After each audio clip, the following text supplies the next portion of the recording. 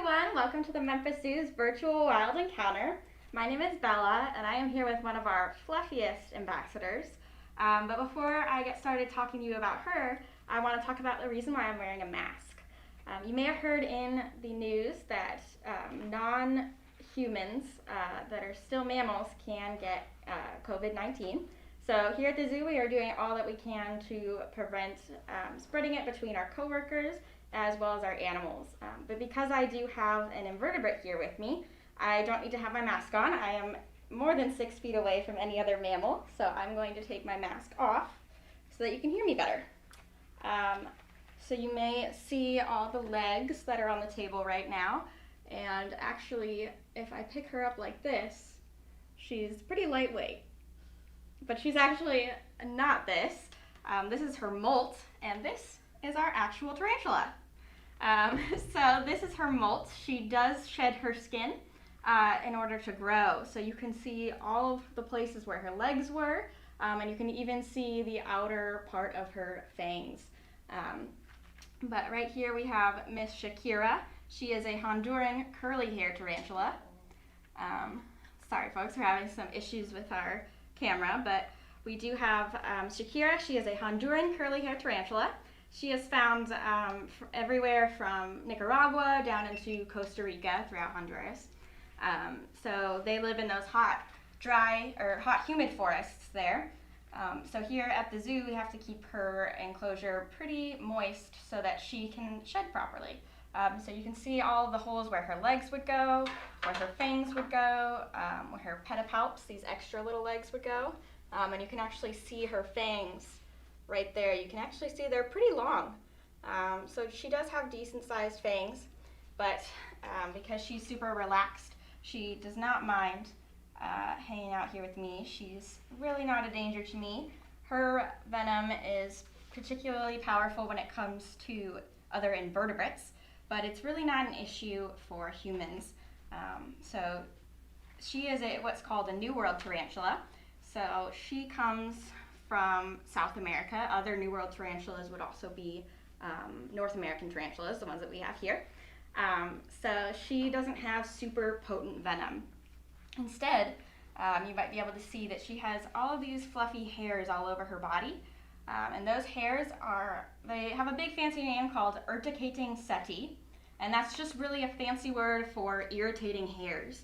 So she's called a Honduran curly hair tarantula because all of her hairs are kind of wavy.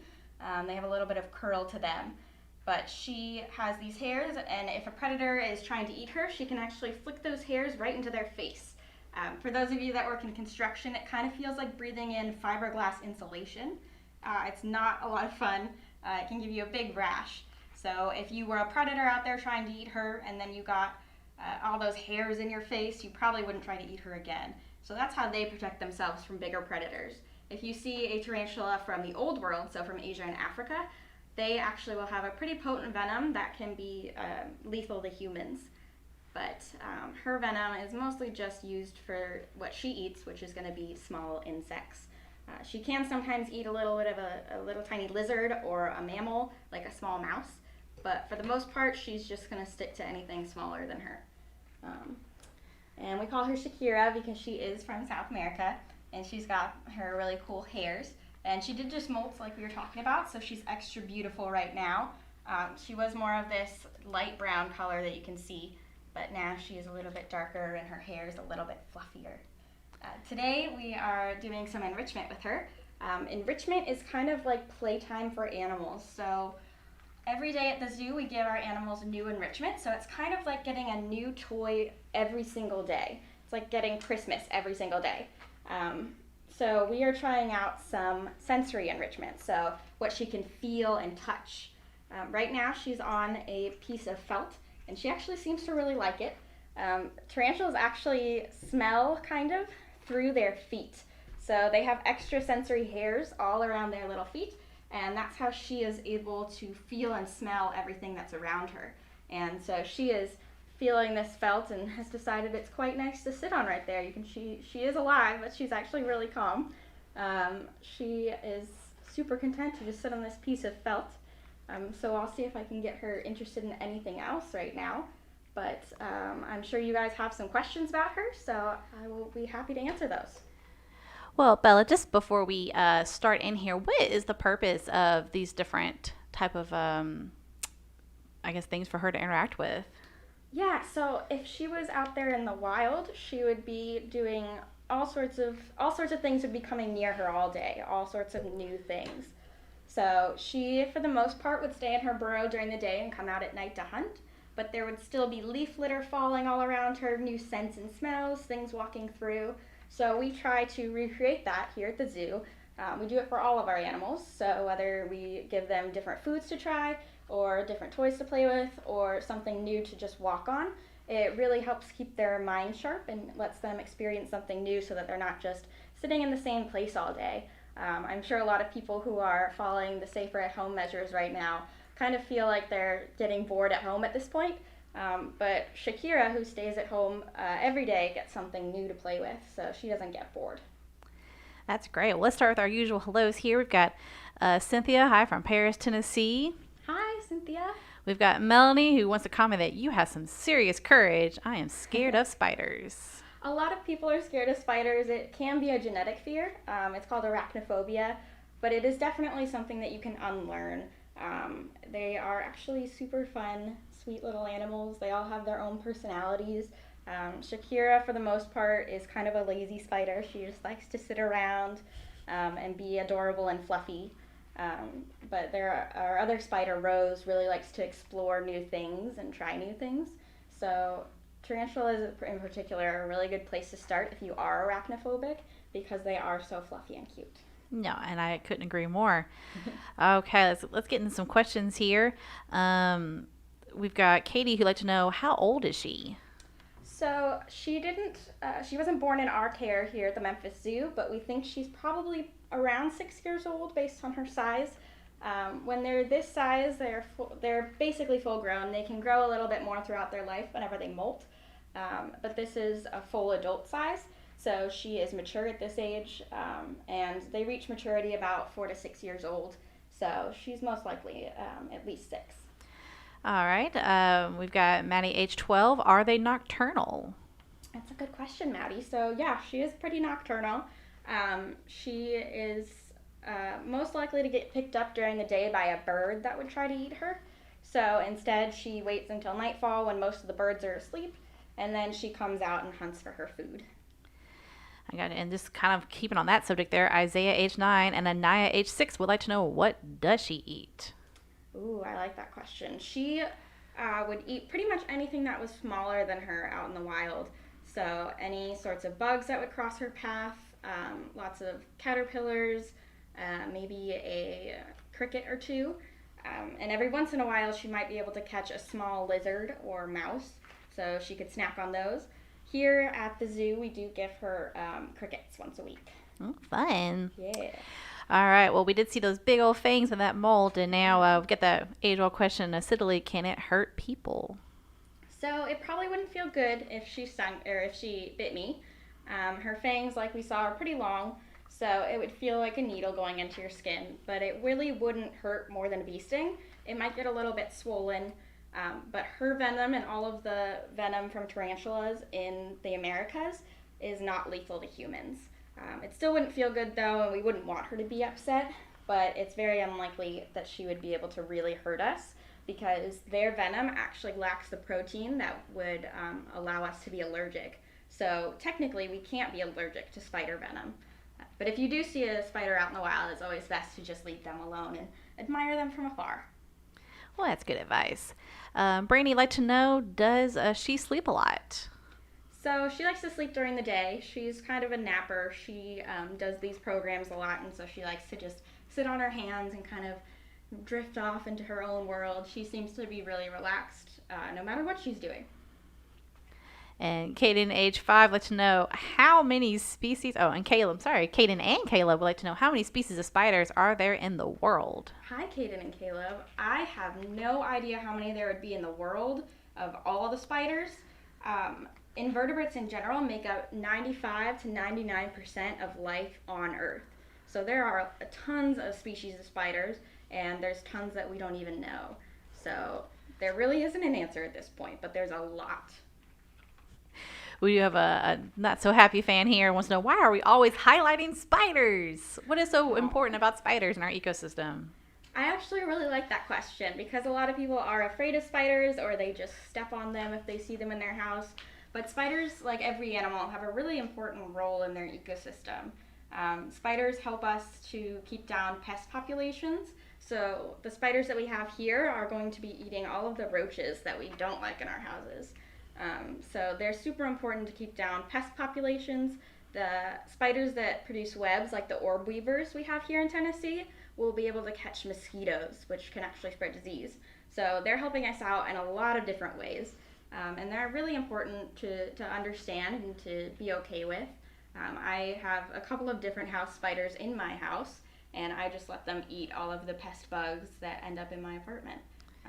And Shakira is here to tell you guys about spiders. That's why she comes out and does these programs, because she wants to bridge that gap. We all want to bridge that gap of spiders being something that's scary versus spiders being something that we have to coexist with peacefully.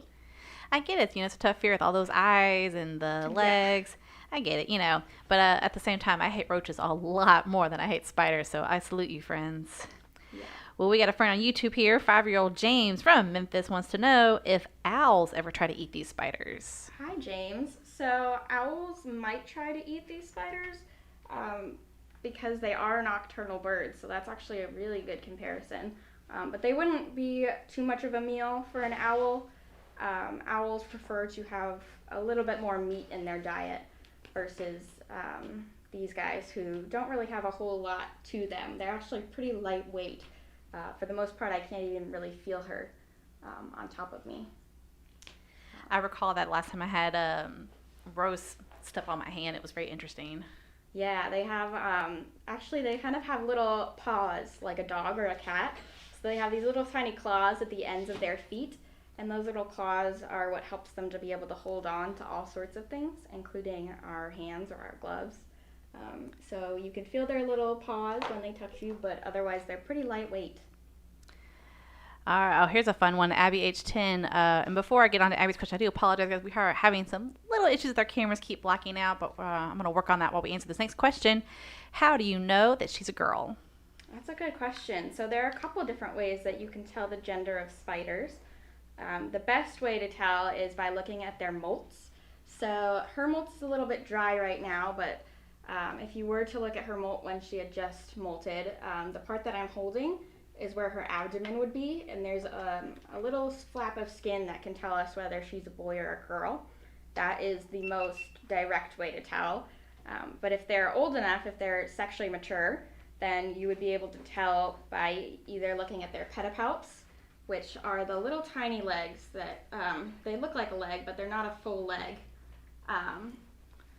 So they would have, they would be able to tell you, because if it's a male and it's sexually mature, it would have something called an emboli. So those emboli are kind of like boxing gloves on the ends of their pedipalps, and those will help them to not only mate with females, but also to fight off other males. And then another way you can tell is by looking for their their tibial hooks. So they have special little hooks when they're males that will help them with mating as well. But for the most part, we just use molts. So we know that she's a girl because we looked at her molts when she was younger, and then also because she doesn't have those boxing gloves or those hooks. Okay, guys. Well, Caleb, age 8, would like to know, does she spin webs like other spiders? Oh, that's a good question. So, Caleb, she does spin webs in a way. She does produce a silk, but unlike Spider-Man, she doesn't shoot it out of her feet. She has these little spigots on her abdomen. I don't know if you guys can see really well, but she has these little organs right here, and in all spiders, that's where their silk comes out, and they use those to spin their silk, and in other spiders, they use it to make a web, but tarantulas do something a little bit different. They use their webbing to lay down silk mats. So their webbing isn't super sticky. It's not for getting caught in. It's used kind of like a trigger hair, like a laser in a spy movie. So if her prey was to step on that mat, then she would know exactly where they are, and she would be able to grab them up real quick without going too far from her home. What a great way to say that. Laser and a spy me. I'm going to remember that for my kids now. Well, we got top fan Amy and her kids Caitlin and Ian back for another show. Welcome back, guys. They want to know, what is her favorite toy? Hi. So her favorite toy is probably, she really likes these mats, these felt mats that we have. We use these in coolers when we're transporting our animals, but she really likes to just lay on them. When they're molting, they actually lay down a mat of silk so that they're nice and dry and off the floor. But she actually didn't lay down a mat. Instead, she just laid down on this and molted on that. Wow. So she really does like it. I believe she gets a little curious with that camera and starts exploring. Yes. We have Owen age 3 from Birmingham, Alabama. Do they burrow underground? Hi, Owen. So she does kind of burrow underground. A lot of different spiders and tarantulas do like to be underground, but this species in particular likes to be not too far underground. So she's more likely to go under leaf litter or underneath fallen branches. That way she doesn't have to dig herself in or out of something. All right. Alex and Avery want to know, how old does she have to be to have babies, and how many at one time? So she could have babies right now. So when they're about 4 to 6 years old is when they can start having babies. She will have anywhere from 500 to 1,000 eggs at once. She lays those into a silk sack, and then she takes that sack and she sits with it for anywhere from 3 months to 6 months, and she'll just sit with that sack. She'll knead it so that her eggs don't stick together, because their eggs don't have a shell like a bird egg would. It's just kind of a gelatin egg. So she kneads that egg sac and makes sure none of her babies stick together and that they're all warm and comfortable. She actually might go without food for those 3 to 6 months so that she can protect her egg sac as best as she can. And then when those babies hatch out, they are on their own, and she has done her job as a mom. All right, way to go. Ruby, age 6, wants to know, can she jump? Hi, Ruby. She would probably not be the best jumper. There are some spiders that can jump, especially jumping spiders, which we do have here, but she does not really jump. She's more likely to run away really quickly, but spiders are pretty delicate animals, and since her silk isn't a silk that she can hang from, if she were to fall from about a 3-foot drop, she would not make it. It would be fatal for her. So she would prefer to not jump if she doesn't have to. That makes good sense right there.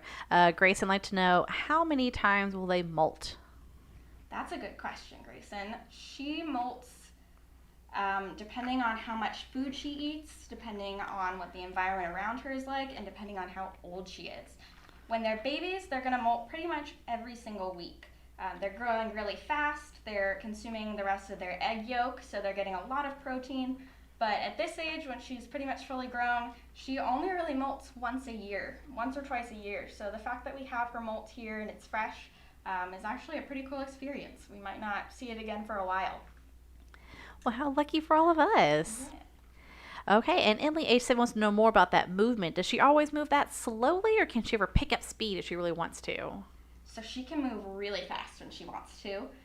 That's why I always make sure that I have myself at the ready if she got spooked by something. But Shakira's pretty much a pro at this by now. She likes to hang out around people. She likes to teach people about spiders.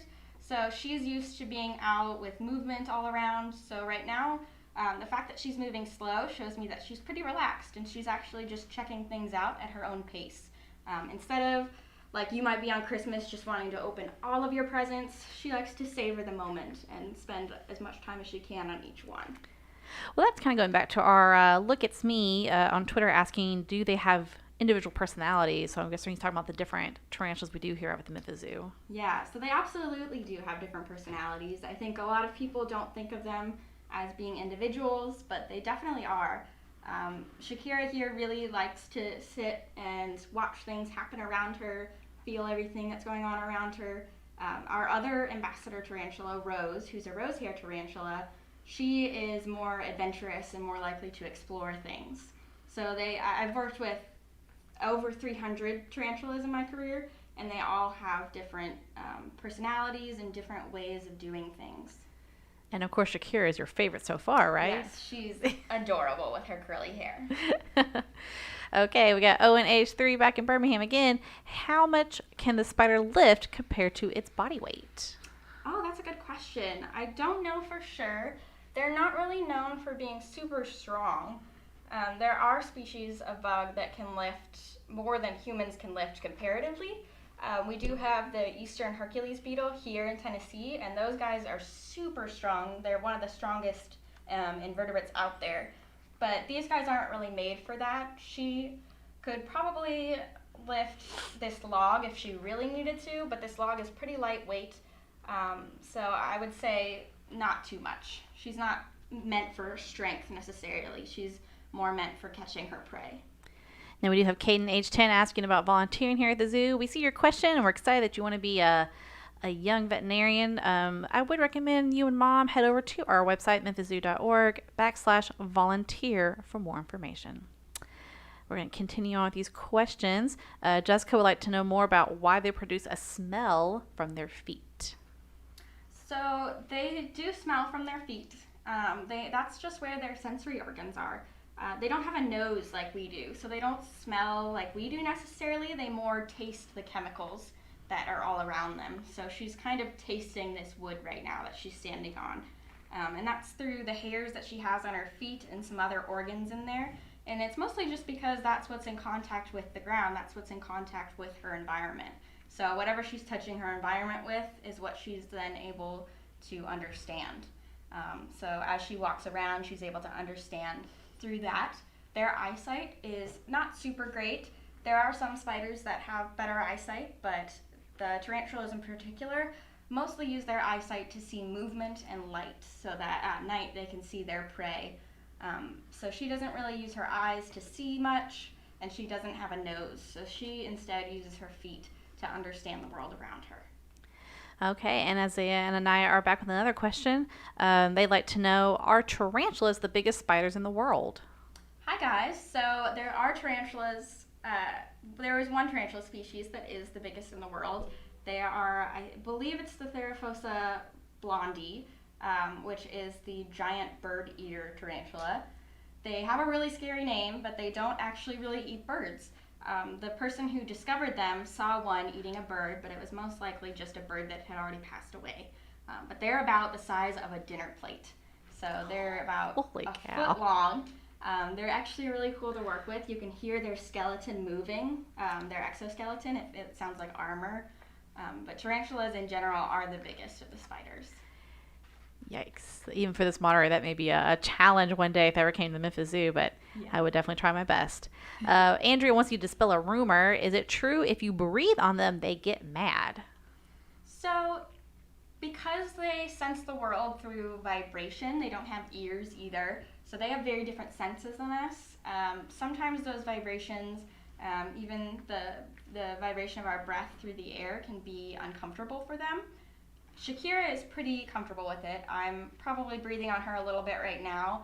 But overall, for them, it would be like if we just had someone blowing straight onto one part of your arm all day. So it would be kind of annoying, but if they're used to being around people and they don't mind it, then it's not going to be a huge deal for them. They can get stressed out if there's air blowing directly on them. So here we don't keep a fan blowing on them even when it's really warm outside, just because that would be kind of annoying for them. Well, we do have a fan here for Shakira. Mandy's young 2-year-old is saying, "Whoa, cool!" She is pretty cool. She's super fluffy and adorable and pretty big. All right, and Cooper would like to know if spiders can get sick like humans. Hi, Cooper. I really like that question. Spiders can get sick like humans. Sometimes they get respiratory infections, so they can get kind of a cold like we would. They can also get broken arms or legs, and other parasites sometimes will be on them. So they have all sorts of things that can sounds kind of similar to the stuff that goes on with us. We just don't know a whole lot about them though. A lot of people are afraid of spiders and are not interested in spiders, so there's not a lot of research about them. So if you're interested in spiders, you could always be a spider scientist. The name is an arachnologist, so it's a pretty cool name, and we could learn a lot more and be able to help Shakira out if she ever got sick. Someone on Twitter does want to know, is she as big as she looks? So she's pretty big. If she spread out her arms, she would probably be about the size of my hands. There's a little bit of forced perspective here with me being so far away, but she's about the size of my hand. So she is a pretty big spider. This species can get pretty big. She'll get a little bit bigger. Do you want to see if she wants to maybe walk into your hand and show our friends a perspective? I'll switch to the middle camera there for you to make it a little bit easier because it's a higher angle. Just want to kind of take a look. Guys, we are getting to the end of our segment. We're trying to get to every question that we can while Bella is moving our little friend there. Let's get some more questions. We've got a lot of people asking about lifespans. Lily particularly wants to know how long will they live in human care compared to how long they would live in the wild.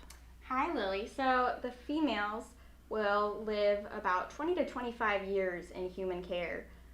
The males live only 5 years, and that's because they go through something called a penultimate molt. So they molt for the last time, and then they pass away. So they're really just for breeding, but the females will live into their 20s. We don't have a lot of information on how long they live out in the wild because, again, not a lot of people are interested in spiders. They're actually not even assessed by the IUCN, so we don't even know their conservation status. But they do occur in the same areas as the Joffrey spider monkey, which is endangered. So we know that they are having some difficulties out there right now. Well, we do have a jokester on a lighter note here on Twitter. If one bites me, when do my powers kick in? That would be pretty cool to have a tarantula man out there. You'd be a very fluffy man. Unfortunately, we are not an evil scientist lab. We're just a regular sweet zoo. So yes. You'd probably just go home with a little sore bump and maybe the ability to tell people to leave spiders alone. Yes. Okay, well, we've got Zoe, age 10. Do they make any sounds to communicate? Ooh, I like that question, Zoe. She doesn't make sounds in the way that we would think she would make sounds. They have these little holes that they can breathe out of called opercula, and sometimes they can blow air out of those really fast, and it can sound like they're hissing. She would only do that, though, if she was really, really scared. So she's never done it here, and we would hope that she never would feel that scared here. And she can also tap on the ground. That's actually how they communicate with other tarantulas. So she will tap on the ground in a certain pattern. That's part of their mating ritual as well, is to tap on the ground. It's really interesting. So 1 for come over and 2 for don't. Yeah. If she's not tapping back, then the male knows that he's gonna walk away. He's been ghosted for the night. That's right. Well, we got Fox Gamer here on YouTube wants to tell you that he is from Honduras and that their family takes care of wildlife. How exciting to have you watching our show. Oh, thank you so much for helping out all the wildlife in Honduras. Shakira definitely appreciates it. We do. Is there anything we can do here at home to help wildlife like Shakira? So the best thing you can do to help animals in general is to reduce the amount of stuff that you use.